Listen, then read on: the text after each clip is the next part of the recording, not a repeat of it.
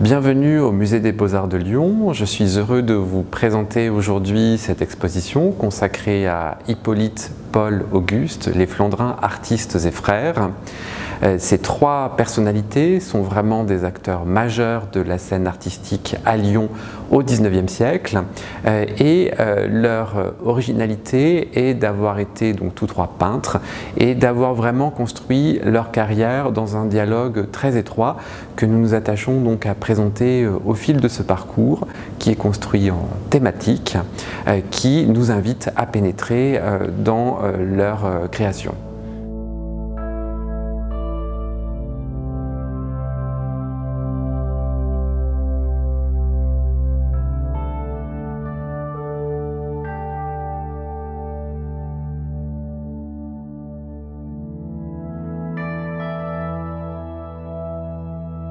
Alors, parmi ces trois frères, Auguste est l'aîné, Hippolyte celui du milieu, Paul est le cadet, et tous trois vont se former donc successivement d'abord à Lyon, puis à Paris.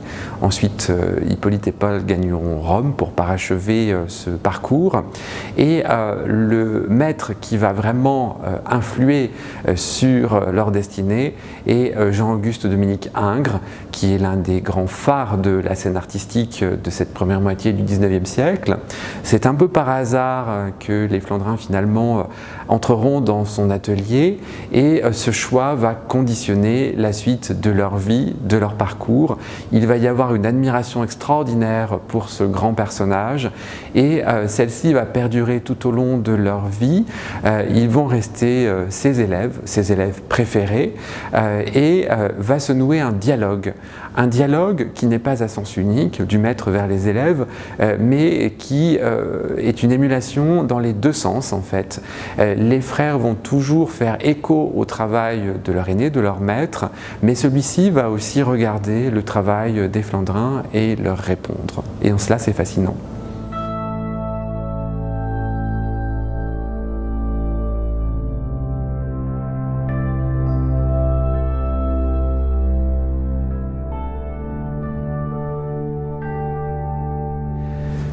L'art des trois frères Flandrins est vraiment construit dans la lignée de ces préceptes développés par Ingres qu'ils vont développer. Donc ce sont des artistes ingresques, si l'on peut les définir ainsi, mais ils vont aussi au-delà des préceptes d'Ingres lui-même. Ils vont avoir une personnalité originale. Ils vont répondre aussi à un certain nombre de préoccupations qui sont celles de leur époque, de cette époque du romantisme, donc sur la scène artistique française. Et vraiment ce qui les définit aussi avant tout, c'est cette particularité de ce travail en collectif. Ce travail où l'on va chercher à se mettre au service de l'autre, sans rivalité, en fait, sans nuage, et où chacun va collaborer par des études au projet de son frère, donc un peu à la manière des ateliers du Moyen-Âge ou de la Renaissance. Et cela, c'est vraiment une particularité. Il y a d'autres, bien sûr, familles d'artistes au XIXe siècle ou dans les temps plus anciens, mais là, nous avons vraiment une singularité qui caractérise ces frères Flandrins.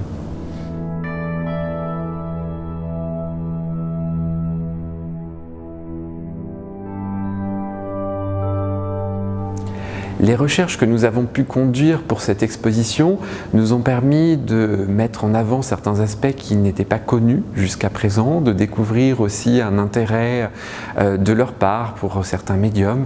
Je pense en particulier à la pratique de l'aquarelle, qui est vraiment un aspect que nous avons souhaité présenter.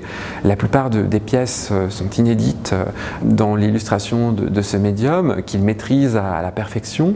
Leur intérêt pour la photographie aussi est vraiment illustré ici pour la première fois. Ils se sont passionnés pour cette nouvelle technique dès son apparition et celle-ci va les accompagner toute leur vie. D'une manière générale, près de la moitié des œuvres que nous montrons dans cette exposition le sont pour la première fois. L'idée était vraiment justement de mettre en valeur ces aspects plus méconnus et aussi des œuvres qui n'avaient jamais été présentées jusqu'à présent pour illustrer en particulier l'idée du travail en fait en cours, du processus de création, comme si nous pénétrions dans l'atelier pour rencontrer les artistes au travail.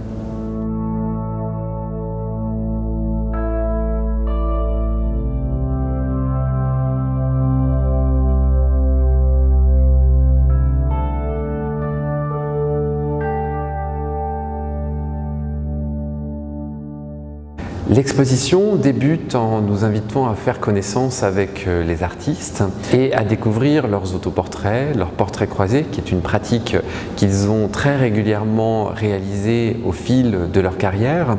Et l'une des œuvres les plus emblématiques de cet ensemble est celle que nous avons ici, qui est une œuvre réalisée à 4 mains.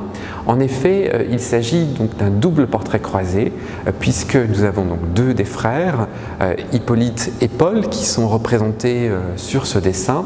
Et ici, donc, Hippolyte au premier plan a été dessiné par Paul, tandis qu'au second plan, Paul est dessiné par Hippolyte. Donc nous avons vraiment une œuvre emblématique de cette fusion de leur pratique, de leur art, dans ce double portrait donc croisé.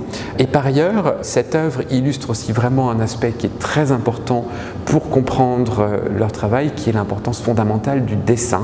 Ce sont vraiment des dessinateurs nés qui ont appris vraiment la pratique avec une grande virtuosité du dessin dans l'atelier d'Ingres. Ingres était le maître du dessin pour qui c'était vraiment un exercice primordial, et l'on peut vraiment voir ici la virtuosité à laquelle ils parviennent dans l'usage du crayon, avec là aussi une fusion de la manière, puisque un spectateur en fait, qui ne connaîtrait pas en fait, l'histoire de ce double portrait serait en peine de distinguer les mains en fait, qui ont réalisé chacun des 2 personnages, tant les 2 frères sont capables d'allier leur vocabulaire pour concevoir cette œuvre en commun.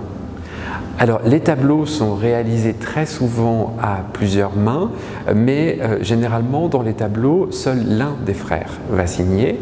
Ça peut être Hippolyte, cela peut être Paul, mais les sources, les études que nous présentons tentent à démontrer vraiment une élaboration collective. Nous savons par exemple que Paul a pu réaliser une partie des compositions dans les grands décors que peindra Hippolyte sur les murailles des édifices civils ou religieux par la suite. Mais effectivement, seul l'un va endosser la signature.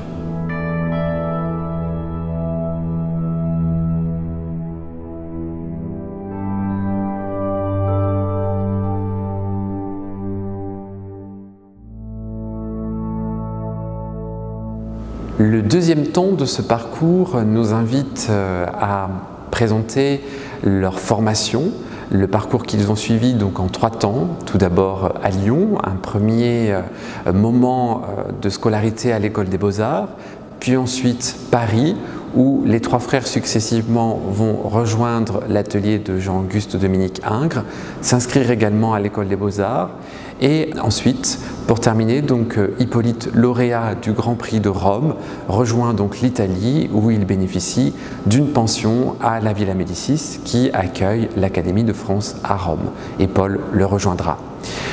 Cette section est l'occasion vraiment de découvrir la manière dont leur vocabulaire s'est peu à peu élaboré, donc de premiers dessins qui sont d'abord relativement scolaires, qui témoignent vraiment des pratiques de formation à cette époque, et peu à peu l'on voit comment ils s'écartent de ce mode d'expression plus convenu, plus classique, pour réinterpréter la leçon de leur maître Ingres et comment ils vont investir celle-ci.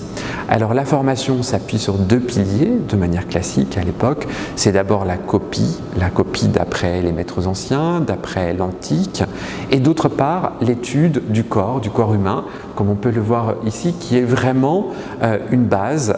C'est ce qui va permettre de faire ces gammes pour mettre au point vraiment ces connaissances et être ensuite en mesure de réaliser des compositions réunissant des personnages en fait tout simplement.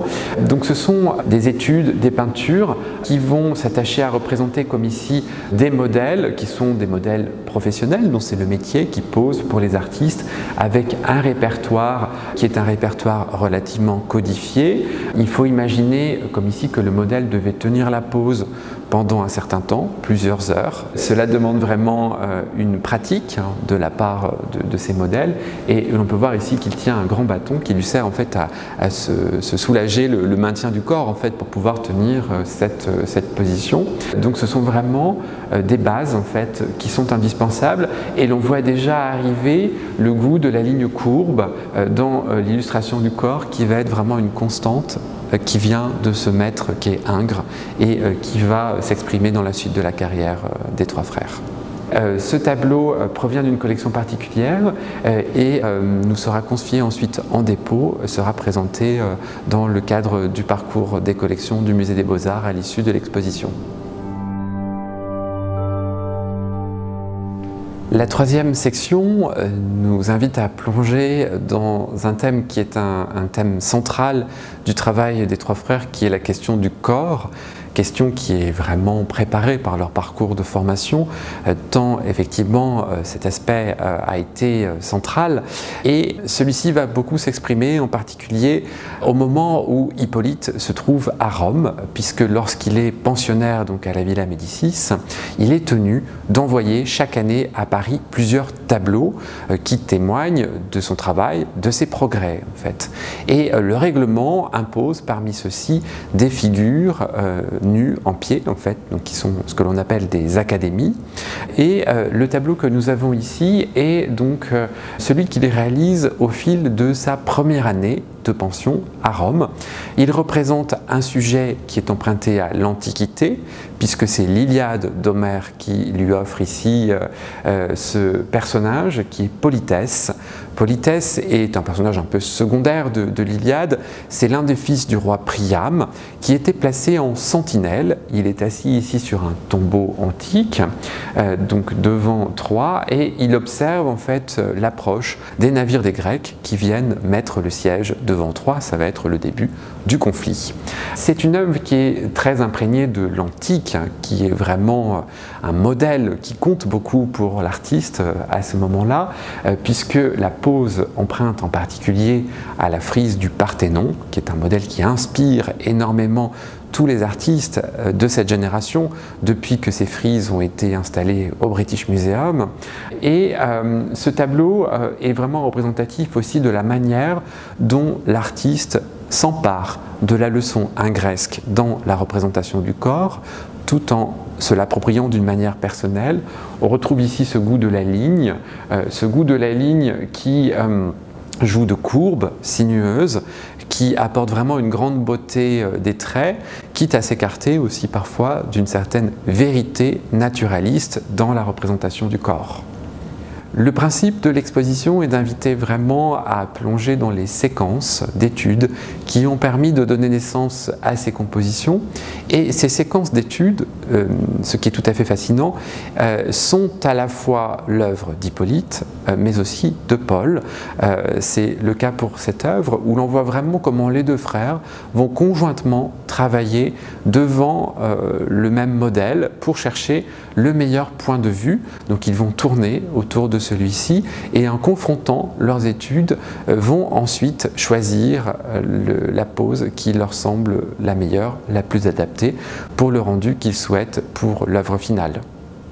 Les Flandrins vont s'intéresser non seulement au corps masculin, mais aussi au corps féminin, que l'on retrouve ici avec une œuvre qui appartient à une série que l'on réunit sous le titre de convention La Florentine. Alors, on ne sait rien cependant du modèle, qui n'était peut-être pas florentin. En tout cas, ces œuvres sont réalisées au retour d'Italie, donc l'artiste se trouve alors à Paris. Cela peut être un modèle d'origine italienne qu'il a rencontré à Paris. Et cette série est vraiment l'occasion aussi de reprendre cette leçon de la courbe du corps ingresque. Alors nous avons un corps qui est en partie ici masqué par le drapé, mais finalement le drapé révèle plus qu'il ne cache, et c'est ce qui vient créer la sensualité aussi d'une image comme celle-ci, tout en retenue, puisque nous voyons ce visage avec les yeux baissés, qui est présenté sans anecdote, vraiment simplement d'une manière directe face au spectateur. C'est une œuvre qui fait justement directement écho aux réalisations de Ingres, notamment ces figures de baigneuses ou d'odalisques qui vont exalter le corps féminin et auxquelles répond ici directement Hippolyte.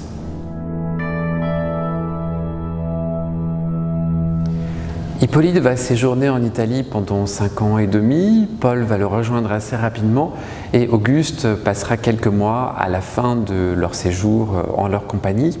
Et vraiment l'Italie va s'imposer à eux par ses paysages, par sa lumière, par ses couleurs. Ça va être pour eux une expérience assez extraordinaire et ils vont travailler tous sur ces paysages d'Italie. Paul va certes devenir par la suite celui qui va se spécialiser dans ce genre, mais les 3 frères vont tous s'adonner à un exercice qui est très propre à ce début du 19e siècle, qui est l'étude d'après nature. Alors Paul va multiplier ses réalisations comme celles que nous avons ici, mais tous vont également la pratiquer. Et donc ce sont en fait des études qui sont réalisées en sortant de l'atelier, en plein air, donc pour aller sur le motif, munis d'une feuille de papier sur laquelle donc les artistes peignent à l'huile ou travaillent à l'aquarelle. Nous sommes ici face à une étude qui est réalisée à l'huile. Alors la pratique est que ces réalisations ne sont pas destinées à devenir des tableaux en tant que tels, mais ce sont vraiment des études pour se constituer un répertoire de motifs qui seront ensuite mis à profit une fois de retour à l'atelier pour concevoir des œuvres plus achevées, retravaillées en associant parfois différents éléments.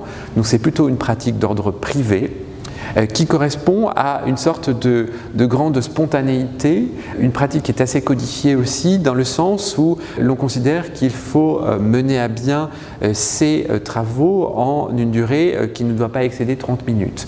C'est vraiment ce que l'on peut constater aussi sur une étude comme celle-ci, qui cherche à saisir l'effet de la lumière du soleil couchant sur la façade de la Villa Torlonia à Frascati. Donc on est ici aux environs de Rome, dans le Latium.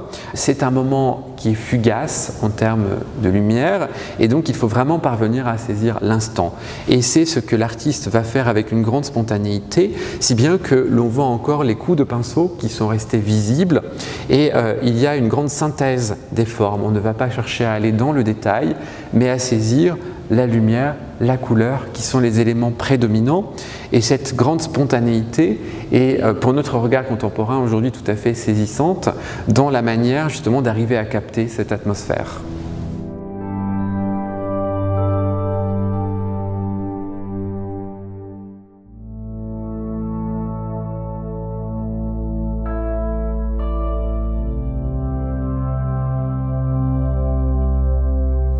L'histoire est au XIXe siècle un genre majeur dans la hiérarchie traditionnelle des genres et donc les Flandrins vont s'y consacrer parce que c'est évidemment un moment attendu de la carrière de tout jeune peintre et Hippolyte en particulier va réaliser quelques grands tableaux qui vont lancer sa carrière. Alors celui qui est présenté ici est l'un de ces grands temps, c'est une illustration d'un thème qui est emprunté à la Divine Comédie de Dante. Il s'agit plus précisément d'un épisode du Purgatoire. Nous avons ici donc le poète italien Dante qui est en rouge couronné de laurier, qui en compagnie du poète latin Virgile se rend sur la corniche où se trouvent les envieux et il vient écouter leur récit. Les envieux sont donc ces personnages qui sont figurés dans des tonalités de gris qui sont appuyés contre cette falaise très impressionnante. Cette falaise qui vient créer cet effet d'angoisse presque dans ce paysage. Celle-ci est inspirée d'un paysage que les Flandrins ont pu connaître. En effet, ils ont passé leurs premières années en nourrice dans le Bugey, qui est une région proche de Lyon, et s'y trouvent des falaises rocheuses dans les gorges de l'Albarine plus précisément, et ces falaises sont vraiment un souvenir de ces terrains arpentés pendant leurs jeunes années qui leur sont restés ensuite très familiers. Alors ce tableau est composé à partir de nombreuses études, c'est là une pratique qui va être extrêmement courante dans le travail des Flandrins. Ces études sont de nouveau réalisées conjointement par Hippolyte et par Paul et elles nous permettent de retracer la genèse de cette composition, de retrouver le nom de certains des modèles qui ont posé aussi pour ce tableau.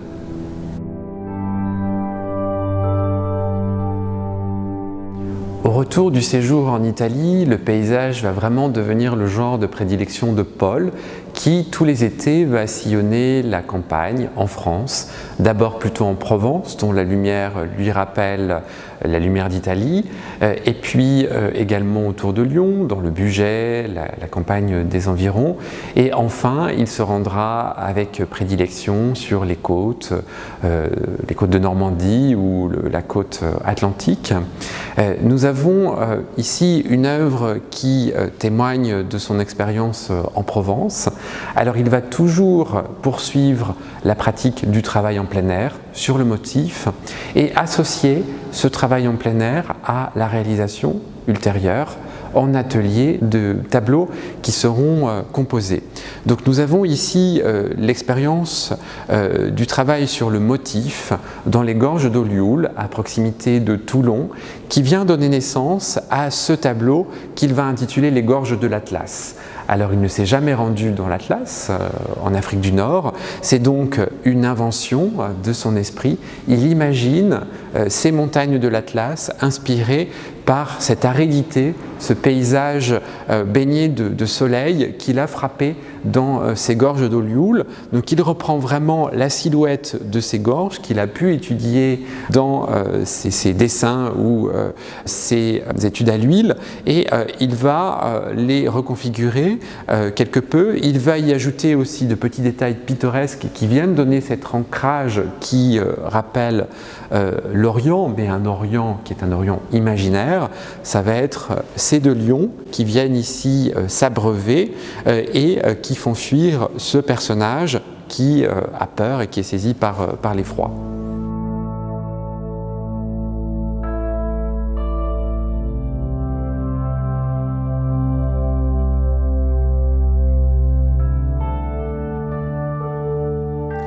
Le portrait est un genre dans lequel les trois frères vont tous avoir un véritable succès et recevoir de nombreuses commandes, s'illustrant en particulier sur les cimaises des expositions. Donc c'est vraiment une part de leur travail qui va être parmi la plus connue. Nous avons ici une illustration du talent d'Auguste. Alors Auguste va avoir une destinée un peu particulière puisqu'il décède malheureusement de manière prématurée à 38 ans. En 1842, ce qui fait que le corpus de son œuvre est plus réduit, mais c'est vraiment un artiste qui va aussi avoir une personnalité très singulière et qui va reprendre lui aussi la leçon de leur maître Ingres pour l'adapter à sa propre identité artistique. Nous avons donc ici un portrait d'une personnalité lyonnaise qui est Alexis Champagne, qui était un chanteur lyrique, qui a réalisé plutôt une carrière locale et qui sans doute a commandé en fait son portrait à Auguste. Donc nous voyons ce personnage ici en tenue de scène, puisque l'on voit qu'il est revêtu d'une grande cape avec cette doublure de velours bleu, et puis il a sur le côté une épée, donc c'est bien entendu un costume de scène. Il a une coiffure qui, avec cette barbe taillée en pointe, qui n'est pas forcément la mode courante de l'époque, mais qui correspond donc vraiment à ce sens de la mise en scène qui relève donc du théâtre et de l'opéra. Nous ne savons pas précisément quel rôle il s'apprête à interpréter, et il est mis en espace ici devant un décor qui est un décor très sobre, et cette sobriété est très caractéristique du portrait de chacun des trois frères, peut-être qu'ils vont le pratiquer. Donc un fond uni qui est simplement animé ici par cette frise qui nous laisse imaginer qu'il s'agit donc peut-être d'un papier peint, qui est une frise de motifs que l'on appelle des Grecs.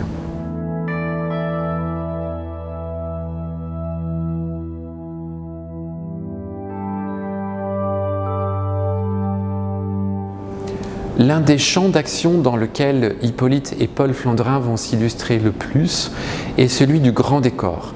Ils vont réaliser en effet des peintures murales qui vont prendre place dans des édifices publics, mais aussi dans des églises, puisqu'il y a un grand mouvement de commandes pour orner les murs des églises à partir des années 1830.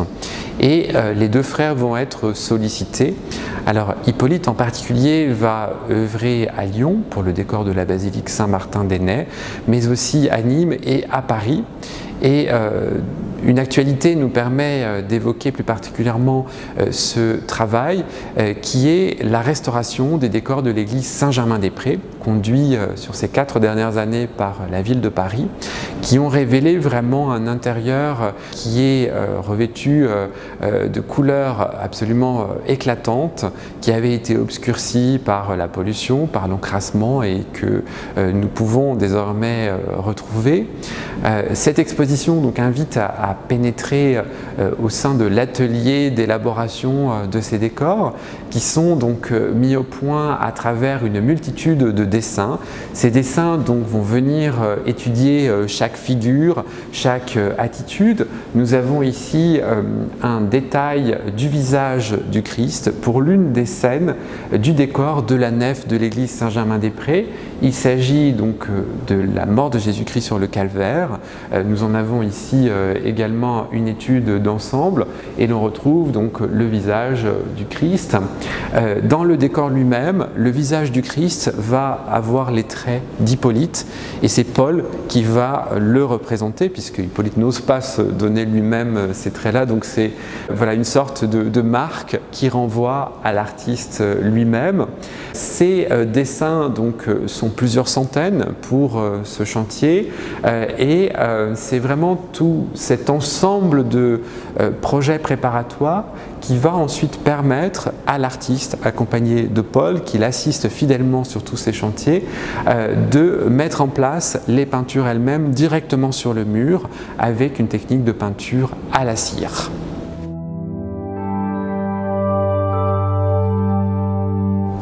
L'exposition se termine en interrogeant l'héritage laissé par les frères Flandrin.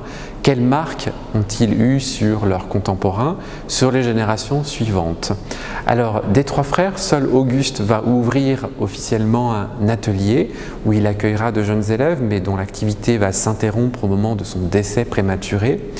Hippolyte et Paul n'auront jamais eu le temps de s'engager dans une telle action, même s'ils accueillent beaucoup de jeunes artistes auxquels ils donnent des conseils, certains devenant leurs assistants. Ils vont déléguer l'ouverture d'un atelier pour les jeunes artistes à l'un de leurs collaborateurs qui s'appelle Louis Lamotte et qui va être vraiment une sorte de pivot pour la génération suivante parce que beaucoup de jeunes peintres vont venir dans cet atelier et vont recevoir par son intermédiaire la leçon des Flandrins. Et l'artiste fondamental qui est issu de ce milieu est Edgar Degas, donc le peintre impressionniste, qui va vraiment se former auprès des Flandrins, donc à travers cet héritage qu'ils recueillent, donc à travers leurs leçons. Et l'on peut ressentir dans les dessins que nous présentons ici vraiment comment ce goût de la ligne que nous avions présent chez les Flandrins, cette importance du dessin, va se transmettre aux jeunes Degas dans ces premières années. Il s'agit ici d'une étude pour un projet qui n'aboutira pas de composition sur le thème de Saint Jean-Baptiste et l'ange. Nous avons ici 2 études pour la figure de l'ange, d'abord la figure nue, puis ensuite la figure drapée. Et nous avons vraiment cette représentation du corps qui vient dans cet héritage. Mais déjà, Degas est en germe dans ce dessin, puisque l'on sent déjà cette idée de la place du corps dans l'espace qui va être vraiment fondamentale de son travail, cette idée de l'importance du geste. Et nous avons presque déjà une figure de danseuse telle que on pourra les retrouver ensuite dans les tableaux de Degas. Donc c'est chez lui une phase qui durera peu de temps finalement, mais qui est essentielle pour comprendre ses débuts.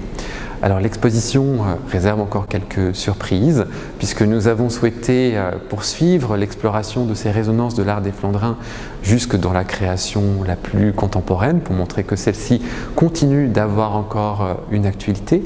Mais cela, je vous invite à le découvrir. Nous serons en tout cas heureux de vous accueillir pour partager cette exposition jusqu'au 5 septembre.